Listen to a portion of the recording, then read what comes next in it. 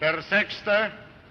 Parteitag der Bewegung geht zu Ende. September 1935. Nazi leader Adolf Hitler stood before a massive crowd to announce a set of laws that would change the course of history, the Nuremberg Laws.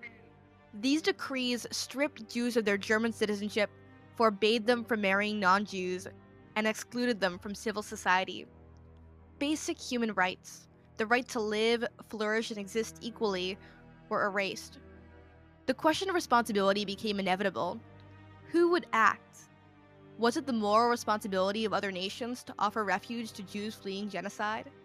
Of ordinary citizens, strangers? Could fellow Jews support this great burden alone?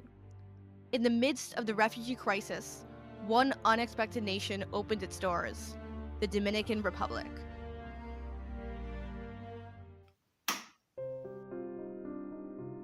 The story of how a small, struggling nation rose to meet a moral crisis, while larger powers turned away, begins with the rising tide of anti-Semitism beyond Nazi Germany. As the world grappled with the economic hardships of the Great Depression, countries imposed strict immigration quotas, in spite of the growing refugee crisis. As Hitler's horrors escalated, however, President Franklin Roosevelt could not ignore mounting pressure from Jewish leaders and humanitarian voices. Something had to be done. In July 1938, Roosevelt convened 32 countries at the Avion Conference to discuss Jewish resettlement. Speeches were made, sympathies expressed, but country after country refused to raise their quotas.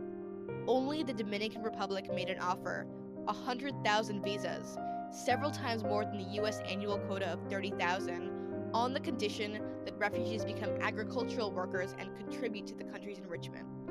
The Dominican Republic's leader, military dictator Rafael Trujillo, was motivated by more than a desire for economic gain.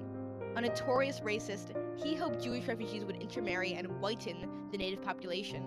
Trujillo also sought to repair relations with Roosevelt after the Parsley Massacre less than a year earlier, in which his troops slaughtered roughly 15,000 Haitian migrants. American officials quickly recognized Trujillo's self-serving motives.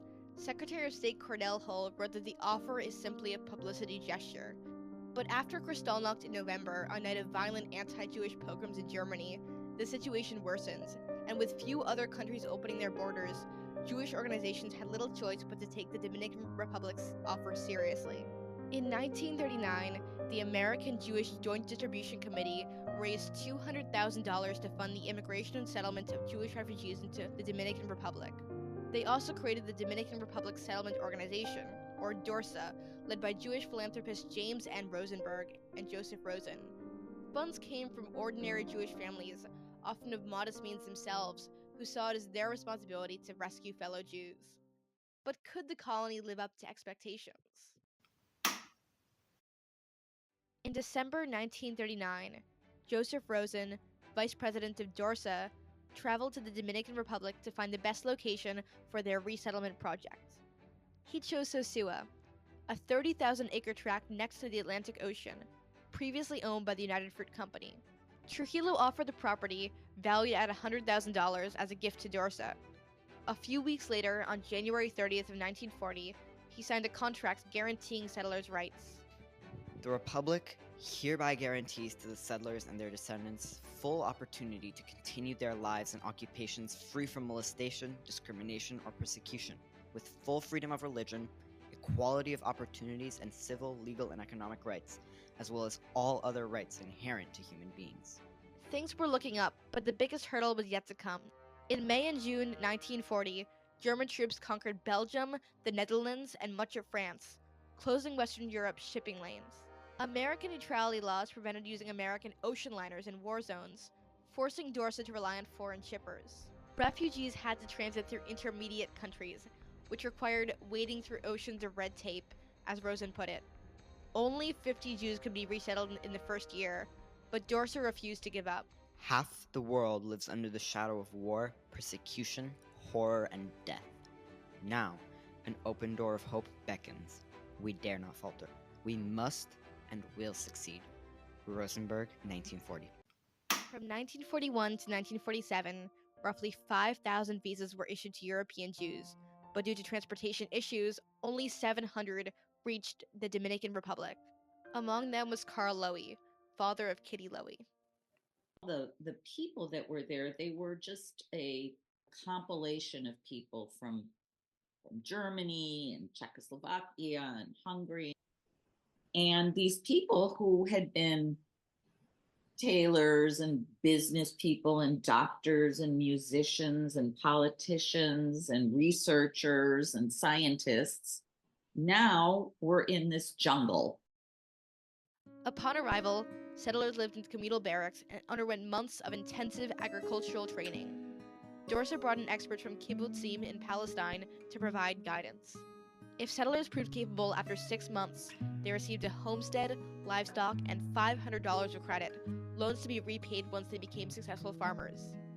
In 1941, the settlers established a dairy cooperative, Silsa, to process and sell milk, butter, and cheese, along with a meat cooperative. These industries became Sosua's largest, though small businesses prospered as well. Barber shops, cafes, movie theaters, and bakeries. Businesses employed local Dominicans as well as European Jews. Other institutions emerged as well. Medical facilities helped settlers adjust to the climate, schools taught children Spanish, and a Jewish synagogue hosted weddings and b'nai mitzvahs. There was no anti-Semitism, absolutely none. But there were more men than ladies. So they married native girls. But the natives didn't mind their kids were brought up in the Jewish religion. For some, Sosúa was a temporary stop before obtaining U.S. visas. For others, it was paradise, a place of hope, safety, and opportunity in a cruel world. But the best part of the whole thing was the beach. Oh, the beach was wonderful. And I saw the kids down at the beach running into the water. I said, oh, well, I gotta go there. So my brother went with me, thank God. I had never been to a beach, so I ran into the water, and down I went. But I'll tell you this much, I learned to swim. After the war ended, nearly all of Sosua's Jews left to the United States in search of a better climate and more employment opportunities. By 1983, only 20 of the original settlers and their families remained in Sosúa. Today, Sosúa looks very different. The old farmhouses have given way to high-end resorts, and the dirt roads have been replaced by busy streets. Markers of Sosúa's Jewish identity are still there if you know where to look. The synagogue, the street signs, the cemetery. The dairy cooperative founded by the Jews, now relabeled Productos Sosúa, is the largest in the nation. Local Sosúan restaurants serve strudel alongside coffee, mango besides matzah, and gouda on tostones. The entire town attends Seder on Passover and dances the merengue during its namesake festival in July. The Jews that left for the United States haven't forgotten their roots either. He made some great friends while he was there. And those survivors would get together every few years and have a reunion. The 700 refugees who originally founded the Sosúa colony have largely passed away, leaving behind thousands of children, grandchildren, and great-grandchildren. Many of them are interracial. Meanwhile, the Jewish Distribution Committee, the humanitarian organization that founded Dorsa, is thriving with over $450 million in annual donations. It remains committed to the Hebrew principle Tikkun Olam, the moral responsibility to repair the world. Sosúa is an embodiment of that ideal. Despite the complexities of its origins, it has become a symbol of refuge, the biblical promised land of milk and honey, abundant in resources and blessings, a place where human rights of safety, dignity, and hope were restored, and lives rebuilt.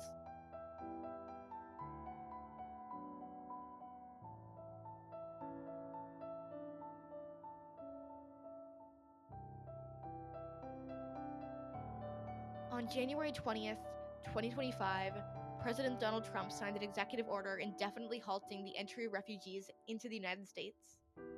Now, nearly a century after Nuremberg, for the millions fleeing war, violence, and persecution, the same questions return. Which countries will offer refuge? Which will defend, protect, and enforce human rights? If not us, then who? If not here, then where? To what other lands, flowing with milk and honey?